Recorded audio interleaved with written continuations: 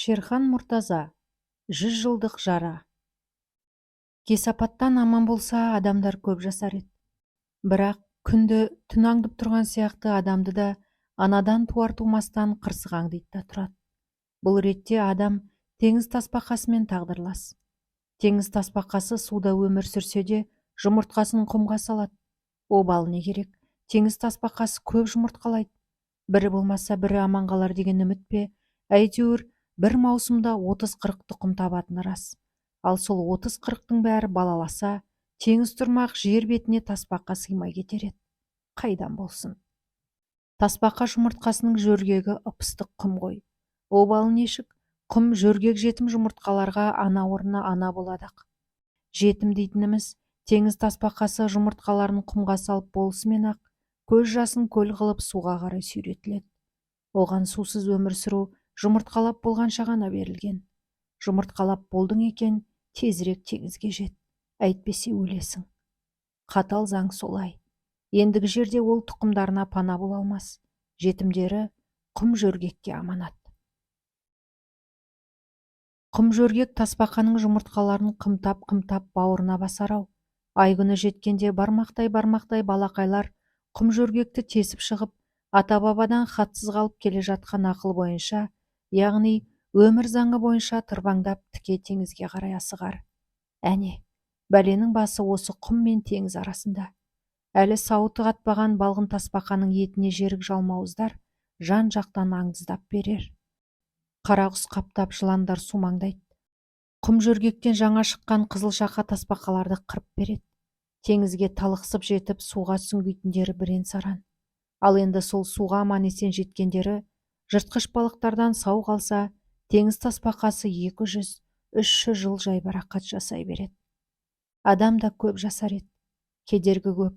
Кеше ғана Асаннан қара қағаз келді. Қағазға қап-қара қайғы орап жіберіпті. Ал сол Асан оқ тимесе, ең кемі 100 жасайтын қаранардың өзі еді. Жарасы тырнақ таяқ болса да, оқтан өткір ажал жоқ. Ағашта адам тақылеттес. Тамырына балта, өзегіне өрт тимесе, жұлынын құрт кемірмесе, жасын түсіп жайрамаса, ағаш көп жасайды. Алатаудың Ташкентке жетер-жетпес құйрығында жатқан жанатты бостандық жерінде бір шынар тұр. Өзбектер тақта қағып жазу жазып қойыпты. Сөйтсе сол шынарды ақсақ темір көрген екен. Ақсақ темірден бері қай заман?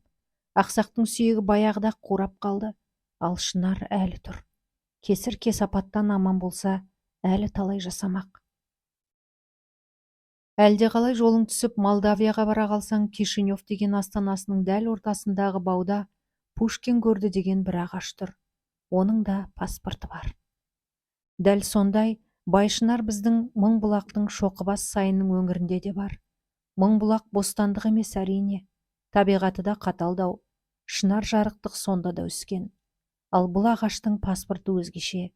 Қаңылтыр тақта қағылмаған, жазу жазылмаған. Бұл шынардың ең таңбасын адамдар тарих қамын ойлап салған жоқ. Тарих қамын ойлау қайда? Ақпан айының ақ мылтығы фашистердің оғындай қаңғыбас, қағынды болатын. Ақ мылтық әсіресе 43 жылдың қысында құтырып кетті. Батыстағы қара мылтықтан қалыспайым дегендей, апталап 6 күн қатарынан соғатын сойқанды шығарды. Жау жағадан алғанда бөрі етектен. Мыңбұлақтың бөрісі боран болды. Мыңбұлақтың отқа жағары таусылды. Ақ боран азынап тұрса, отын таусылып, пештің қуысы уілдеп ұлып тұрса, адам байғұс өз сирағын шауып жаққысы келеді екен. Ал бірақ өз сирағын өзі шаба алмайды. Енді не істейді? Сұрапылдан бетер азынаған азынаулақ малға адамдар тоқал тамдарынан бұғатындағы ескі қамыс пен сабанды суырып бере бастады. Бұғат ағаштың өзін отқа жақты. Ал бұғат ағаш пен бұғат қамыс таусылғанда не істейді жұрт? Соғысқа дейін бұл ауылда түтін басы сайын бір-бір киіз үй бар еді. Бәрі бірдей 6 қанатты ақ боз үй болмаса да, әркімнің басына шошайтары бар болатын. Сәуір туа сол үйлер Аспантау алқымындағы қызғалдақ жамылған жайлауға көшетін. Көшпенді өмірдің соңы сол болған шығар. Өйткені 43-тің қысында жұрт киіз үйлерінің сүйегін, керегесін, уығын отқа жаға бастады. Бұл жақсылық емес екенін біле тұра, Бүгіннің өлмес қамын ойлады. Ертеңнен де үміткер, ертең соғыс бітер, ақ жарылқап күн туар, сонда киіз үйде табылар деген. Бірақ соғыстан кейін ешкім қайтып киіз үй тікпеді. Бұл елде бір кезде киіз үйлер болғанының еміс-еміс елесі ретінде әлі күнге дейін кейбіреулердің мал қорасының төбесінде көне шаңырақ ілулі тұрады. Соғыс пен боран қанша қасарысса да, мыңбұлақтықтар киіз үйдің шаңырағын отқа жағуға дәті шыдамаған. Шаңырақ жағылғанша сирақтың шабылған артық. Отқа шаңырақты қимаған жұрт мыңбұлақтың қарқарадай қасиеттісі, бір күндегі үкідей аяулысы Бақтияр баба бағына ауыз салып, балта шаба бастады. Әуелі бір-біріне, әй, әруақ құдайдан қорықсаңдаршы деп еді. Артынан бұл сөз отын болмайтынына көздері жеткен соң тілдерін тістеп, Бақтияр бағына жаппай тиіскен. Әуелі майда шілік қиылды. Содан сүмбіл тал, мәжнүн тал, сөгеті тал сөгілді. Енді киіз үйге уық кереге қайдан болсын? Артынан ақ терек, көк терек қырқылды. Ал айналасы тып-типыл жалаңаштанып, жалғыз өзі аспандап қалған Байшынарға балта шабуға ешкімнің батылы бармады. Сүмбіл талды балтамен отаған түні әлдегімдер боран арасынан ыңырсып, кейде шыңғырып жылағандай болды деседі. Талда жан жоқ болушы ме еді? Бар ғой. Бірақ оны біліп түсіну үшін адам сезімі әлі жетіліп болмаса керек. Адам баласы әлі балаң шақта шығар, әлі ақыл есі толыспаған болар. Ал талдарақ дүниеге адамдардан әлде қайда ерте келген. Өзінен көп кейін туған адамға сая болғаннан басқа, қару жарағы, тіпті туасы қара бесігі болғаннан басқа жазығы жоқ. Жасыл жапырақ жайып, ауаны жұпарымен байытып, адам тынысын ашқаннан басқа, бауыры иіп, тамырынан бұлақ ағызғаннан басқа не кінәсі бар? Ағаш баласы өзінен өзі адамға барып тиісіпті, басын жарып, көзін шығарыпты дегенді ешкім естіген емес. Бақтияр бағында жазда бүлдірген елжіреп пісіп, пісігі өтіп кеткенде езіліп, қызғылтым жылға болып ағар еді. Тал-талдың арасында баланың бөркіндей қозықұйрық тұнып тұратын. Қозықұйрықтың қадірін орыстар мен немістер біледі екен. Боранды бекеттен келіп қап-қабымен алып кететін. Бақтияр бағының шипалы шөптерінің шапағатын Мыңбұлақ халқы Кенжегүл кемпірден көрер еді. Кенжегүл кемпір орманнан шай шөп, дермене, күшала, шашыратқы, адыраспан, киік оты, теке сақал, қылша, көкемарал теріп ылғи да «Әккәй-гәккәй әй, когда солдат домой әй» деп ыңылдап жүргенде, ешкім елемейді де, бала-шағасына тұмау, көкжөтел тиіп, дімкастансақ болды, Кенжегүл естеріне түсіп, Тәуіп кемпірдің жартыкеш үйіне қарай жүгіретін. Бауышы тола түйе жапырақ өсер еді. Түйе жапырақ Мыңбұлақтың соғыс кезінде жанып кеткен киіз үйлерінің туырлықтарындай қалың бозғылт болып келеді. Сансыз құстардың саңғырығынан түйе жапырақ ақтаңдақтанып жатар еді. Жапырақ саңғырықпен қоса шіріп, топыраққа сіңіп, жерді тыңайта беретін. Кейін колхоз сол жерді жыртып, картоп еккенде, бұрын-соңды еш елде, еш жерде болмаған өнім алып, звено бастығы герой атанды ғой. Қайран Бақтияр бауы. Қысы-жазы құс базар сонда. Әсіресе жаз баласы құстың салған ұясы көп пе, әлде ағаштардың жапырағы көп пе айырып болмас ну еді. Ертеректе қаршыға ителгі тұрымта ұялайды екен, әсіресе үкі көп болады екен. Ал үкі жүрген жер киелі деседі. Үкіні қыз келіншек, сал серілер тек сәндікке ғана тақпас. Сәндік үшін үкіден гөрі қырғауылдың, яғни көк қарағанның қауырсын әлде қайда әдемі емес пе? Бірақ қырғауыл тағып жүрген кім бар? Үкі бойтымар сияқты ертеден қалған бір наным ғой. Біз білмейтін қасиеті бар шығар. Ол киелі деседі. Сол соғыс Мыңбұлақ бөркінің төбесіндегі бір шоқ үкіні де үйітіп жіберді. Жалғыз шынар әскері түгел тып-типыл қырылған генералдай состиып, есеңгіреп тұрған. Ойрандалған орманның орны ойқы-шойқы. Аш қасқыр жеп кеткен есектің қабырғасындай ырсиып жайрап жатты. Бауырларынан айырылған Байшынар енді боранды, желді күндері күңіренеді. Бұрын жан-жағында жағалай жамағайыны барда, Байшынардың шуылы көпшілікпен араласып, жеке дара білінбейтін. Енді оның үні керең құлаққа да шалынатын болыпты. Бүкіл орман шуласа тұтас ғасырлар әуеніндей, бір қимас қисса жырланып жатқандай құлаққа жағымды естілетін. Байшынардың енді күні нағыз жоқтау. ежелгі ересен жоқтауды ұмытқан соғыстың жесір әйелдерінің кемістігін осы байшынар толтырмақ болғандай ыңырана теңселіп тұрып боздайды жарықтық. Бақтияр бауы Мыңбұлақтың омырауындағы зүмірет алқатанасы. Орман ортасында қой қораның аумағындай көлшік бар болатын. Жазда көкқасқа бақалар қойдай шулап, тіпті көгала үйрек те ғайыптан келіп қонған. Шынашақтай шабақ балықтар да бар еді. Көлшік жағалай үкілі қамыс, Мәжнүнтал тұнық суға төніп, өз суретіне өзі сұқтанып, өмір бойы мұңайып тұратын. Мәжнүнталдың суға тиер-тимес солқылдақ шыбығына зымыран құс пен зарғалдақ ұя салар еді. Сөйтсе ол жерге жылан жете алмайды екен ғой. Жылан жете алмайтын жерге жөлікпе, сылқым инелік барып қонады. Судағы суретіне сұқтану оның да осал жері. Жұдырықтай ғана ұясында жұмыртқа басып жатқан зымыран құс дәл тұмсығының астында отырған инелікті көріп, шыдай алмай, жылтың етіп ұясынан зымырап шығып, әлгі аңқау, сәнқой инелікті қақшып алады. Біреудің аңғырттығынан біреу пайда табу қиянат ақ. Біреу өлмей, біреу күн көрмес деген сөзде көп сұмдық бар. Жыланнан қорқып, ұясының Мәжнүнталдың суға төнген солқылдақ шыбығының ұшына салып, шыбын жанын шүберекке түйіп жүрген бас бармақтай зымыранның өзі маса шіркей қақшып тамақ асырайды. Ал сойталдай инелік ұстау зымыранға соғым сойғанмен бірдей ғой. Ылдида сиыр мөңіресе, таудағы арқардың мүйізі сырқырайды. Дәл сол қыста фашистер Смоленскіні тастап қашқанда, айналан орман танкілердің таптауынан, зеңбіректердің снарядынан, аспаннан жауған бомбалардан жапа шекті. Бақтияр бауына бомба түскен жоқ, снаряд жарылған жоқ, танк таптаған жоқ. Бірақ бұл тып-типыл болды да, жар басындағы жалғыз таутекедей қасқайып, Байшынар ғана қалды. Бәлкім бостандықтағы ақсақ темір көрген Шынардың құрдасы шығар. Алыстан адамдар келіп Байшынардың түбіне түнеп, бұтақтарына қызыл-жасыл шүберек байлап кететіні содан шығар. Қызыл-жасыл, сары-көк, ала-құла, түрлі түсті шүберектер жер шарындағы сан алуан мемлекеттердің жалауларындай құлпыра желбіреп тұрар еді. Жуанқұл бадырақ көз, қалқан құлақ, еңсегей бойлы дәу қара кісітін. Ауылда ер азаматсыз қалған көдедей көп әйел колхоз бастыққа әлде қалай ызалы кезде: «Германмен соғысқа осыны неге жібермейді? Дәу десе дәу, күшті, жауды жеңуге күшті адам керек емес пе?» дер еді. Орталарындағы кекселеу келген қуақы баян бүлк етіп бүргіліп алып: «Комиссия көз үлкен деп алмапты ғой» дейді. Көз үлкен болса, мерген болмай ма екен деп Сәрсенгүл деген адуын қатын екілене түседі. Байқұс-ау, көз үлкен адам қорқақ болатын көрінеді ғой. Қорқақ болса бізге неге қоқаңдайды, қараң қалғыр.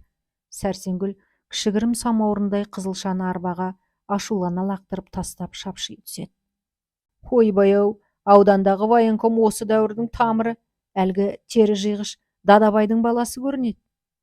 Бәсе, әйтпесе мұның жаны біздің азаматтарымыздан артық па? Сондай бір бәлесі бар ғой. Соғыс жылдарында колхоз бастық болған еркектер бақытсыздау. Әрине ажалдың аузында, оқтың өтінде жүрмеген рас. Сөйтсе де олар әлденеден секемшіл, 12 мүшесі түгел бола тұра әлде қалай мүгедектеу. Бастықта іштей бір азап бар, жегідей жеген тозақ азап. Содан да болар кейде Жуанқұл ауданға барғанда Дадабай досының үйінен араққа сылқия тойып алып, боз айғырды қансорпа қылып ауылға ақиланып қайтатын. Ондайда оның жолында ербейіп тұрмаған артық. Адам емес албасты көргендей боз айғырға омыраулата таптап кетеді. Бір күні Жуанқұл Дадабай досы екеуі ауданнан қосат жеккен шанамен келді. Қастарында қабасақал бар. Боз айғыр арбаның артына байлаулы. Шана әдеттегідей бастықтың үйіне тоқтамай, Шоқыбас сайының өрінде Мыңбұлақтың Кемтар ауылының сақшысындай болып тұрған Байшынарға қарай беттеді. Бұл жүрісті жұрттан бұрын көріп қойған Кенжегүл кемпір жар басындағы жартыкеш үйінің үстіне ыршып шығып: «Аттан, Бақтияр, аттан! Ай, Бақтияр, Бақтияр!» деп айқай салды. Оның бұл алас-қалас ұранын Бақтияр баба естіді ме, естімеді ме, ол тірі жанға белгісіз. Ал тірілерден әлгі Кенжегүл кемпірдің әзірейіл даусын темір дүкендегі ақсақ Ахмет анық естіпті. Әзірге Мыңбұлақтан майданға кеткен 60 азаматтан елге қайтқан 2-3 ақсақ тоқсақтың бірі осы Ахмет. Балдағына сүйеніп 3 аяқтап, Есіктің көзіне шығып ет, қызыл шұнақ аяз жалап тұр екен. Қызуы бетін қарып-қарып алды. Алаулаған көмір шоқтан қып-қызыл темірді кеспектегі суық суға салғандай қарыды. Ащы айқайына бүкіл ауылдан ербиіп, ұста Ахмет шыққанын көріп Кенжегүл: «Аттан, Ахмет, аттан! Германмен соғысып аяғыңды аямағанда, енді саудагер Дадабай мен имансыз Жуанқұлдан қорқасың ба? Аттан!» деп жанталасты. «Ахмет, бір аяғың немісте, бір аяғың кебісте, аттан!» Аттан дегенде міне салып шабатын аты жоқ. Жаяу талай жер, әрі десе күртік қар, балдақпен үш аяқтап жету қайда. Аттан дегенге ата жөнелмей, Ахмет Әліптің артын бақты. Бақсы кемпірдің байбаламы рас екен. Жуанқұл, Дадабай, жандарында Қабасақал, ебіл-дебіл дереу іске кірісіп те кетті. Кісі бойы келетін өткір ара, қыстың қызусыз күніне жарқ етіп бір шағылысты да Байшынардың бауыздау алқымына барып тірелді. Айбалта мен өткір ара жалаңдатқан шөуді қосақтай буғанда, шөуінің жуандығы Байшынардың жуандығына жетпес еді. Шөу де масаңдау, әйтпесе жай арамен мұндай Байшынарды құлату оңай шаруа емес екенін білер еді ғой. Мас болса да Қабасақал естілеу екен. «О, алып қой мынау, мұны қайтып құлатамыз» деп күмәнданды. «Құлатқанның өзінде қалай кеспектейсіз? Бір колхоз жиналмаса, біз тындыратын шаруа емес. Біз кім?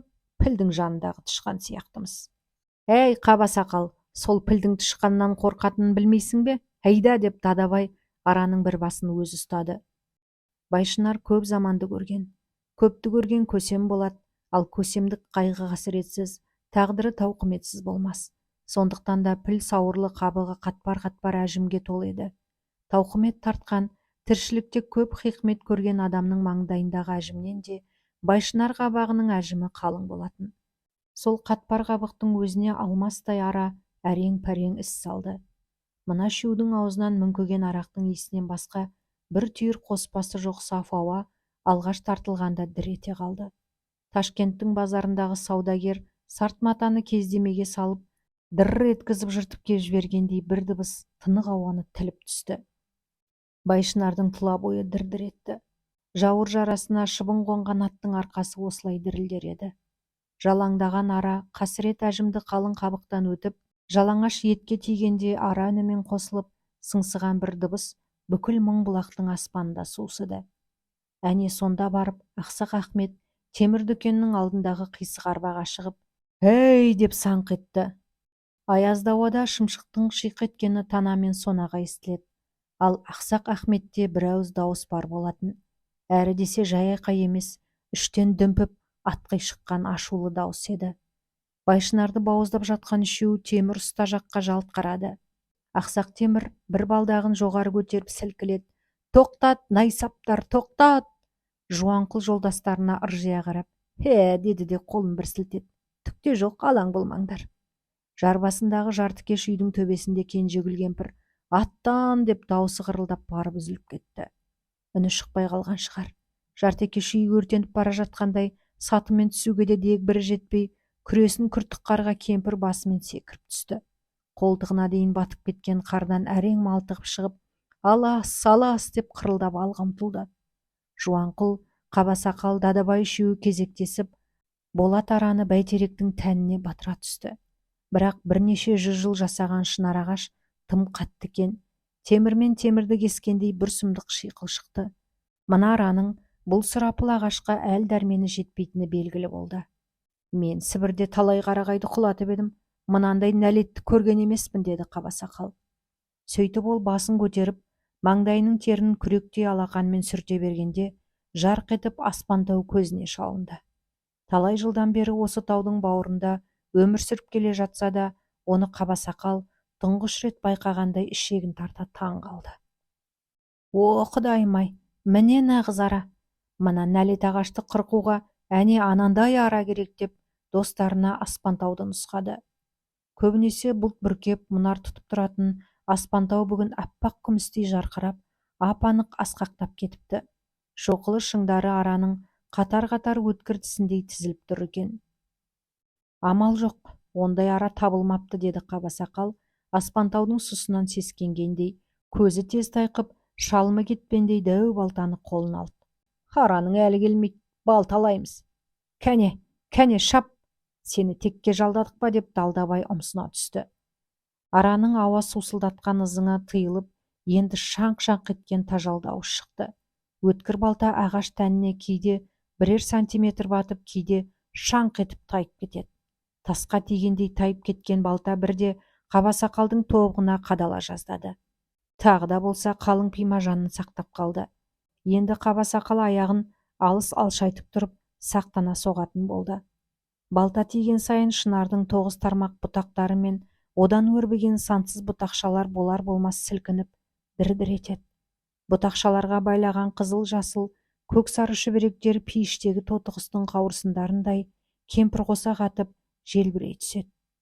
Ұра берсе, Құдай дәулет демекші, бір жерге қайырымсыз қарағыш төпей берген соң, Байшынардың бүйірінен кәдімгідей үңгір пайда болды. Қабасақал ақыры әл дәрмені бітіп, балтаны лақтыра тастап, тапталған жентек қарға отыра кетті де қара майдан жылтыраған фуфайкасының қалтасынан махорка алып, газет қиындысынан жуан орап, шишақпақ шағып, шылымын тұтатты. Ащы көк түтін аузынан будақ-будақ шыға беріп, қалың Қабасақалдың арасына біразы сіңіп кетіп, қалғаны ауада қалқып жүріп, ғайып болып жатты. Қабасақал басына бір керемет ой келгендей, еңпеңдей түрегелді де, «Мен қазір» деді. Пимасы қарға малтығып шанаға барды. Бағанадан бері мүлгіп тұрған аттар пысқырынып, құлақтарын қайшылады. Шанадағы шөптің астында жатқан дорбадан бір шиша жер май алып шықты. Жуанқұл мен Дадабай арақ екен деп қалып еді. Қабасақал әй-шайға қарамастан жер майды балта шапқан қуысқа түгел төкті де, отты қойып жіберіп, өзі тұра қашты. Қуыстан қып-қызыл арыстан шапшып шыққандай отты шарлар лап ете қалды. Артынша қара түтін бұрқ етті. Алғашқы қарқыннан соң от әлгі қуысты кеулеп біразға дейін маздады. «Ойбай, сорлау, бүкіл ағаш өртеніп кетсе қайтесің?» деп Жуанқұл сасып қалды. «Қайдан?» деп Қабасақал шылымды қарға түкіріп тастады. Бұлар оттың әлегімен байқамаған екен. Ойылған қардың сықыры жер сілкіндіргендей болғанда жалт қарасып еді. Айнала толы адамдар анталап келіп қалған екен. Алдында екі балдағы қарға бойлай кіріп кетіп, арасынан жалғыз аяғы серең-серең етіп Ахмет ұста келеді. Селеу шашты жайып жіберіп, екі қолын үкінің қанатындай қақырата сермеп, Кенжегүл кемпір зікір салып аттандап азынап, омбы қарды теңіз кешкендей еседі. Көбінесе түсініксіз зікірдің арасынан ара-тұра зәрлі қарғыс естіледі. «Аяғыңа аш шегің шырмалып, тобығыңа тоқ шегің оралсын, жұлыныңды қарабас аққұрт кемірсін». Бастарын орамалмен шандып алған қатындар айыр күрек көсеуге дейін қаруланып, қаһарланып алыпты. Жуанқұл, Қабасақал, Дадабай танкілер таптап кетердей жаман қорыққаны сонша, ара мен балтаны алуға да шамалары келмей, шанаға таласа тармаса мініп, жайбарақат жалығып тұрған аттарды аямай сабалап, көздерін ақилатып зытып берді. Тек былай шыға бере Жуанқұл, сендерді трудармия қайдатам деп жұдырығын сілтеді. Содан бері 40 жылдан асып кетті. Енді бұл дүниеде Ахмет те, Кенжегүл кемпір де жоқ. Жатқан жерлері жәннат болсын. Ал Жуанқұл әлі тірі. Баяғы Байшынар тірі, қасқайып тұр. Бірақ екеуі де жарадар. Байшынардың бір бүйірі әлі үңірейіп, қап-қара шор болып тұрады. 9 тарау төбесі түгел жапырақ жайғанда, көлеңкесіне бір колхоздың адамы түгел сыйып кетердей әлі жайқалады жарықтық. Тек қыста Шақпақтаудың атақты ақмылтық дауылы соққандай, Байшынардың сансыз бұтақтары баяғыдай маңырап шулап жатады. Сол қалың шудың арасынан құлаққа ыңырсыған сарын естіледі. Баяғы балта шапқан жарасы қырлайды. Сол кезде төсегінде Жуанқұлда бебеулеу жатады. Сонау 43 жылдың қысында ауданнан боз айғырды сабылтып кештетіп келе жатып, Байшынардың тұсынан өте бергенде, Шынардың бүйрегіндегі үңгірден бір үкі қалбаң етіп ұшып шыққанда, боз айғыр кісінеп жіберіп шалқалай жалт бұрылғанда, Жуанқұл аттан құлап, қалпақтай түсіп белі мертіккен, омыртқасы опырылып, жылынын қысып қалған деседі. Содан бері төсектен тұрмайды. Бірақ Құдайдан күндіз-түні өлім тілесе де, Құдай құлақ аспайды. Оны мүлде ұмытып кеткен сияқты. Өлім келмейді. Әсіресе дауылды түндері Жуанқұл сарнап шығатын көрінеді. Байшынардың ыңырсыған үніне үн қосып сарнайтын көрінеді. Жуанқұл айтқан көрінеді. Бәрі де өзімнен болды. Ешкімге налам жоқ. Тек тілегім, менің төсегімді Байшынар көрінетін тереземнің тұсына салып беріңдер депті дейді. Сол терезеден далаға көз салып, Байшынарды көреді. Одан әрі көк аспан көрінеді.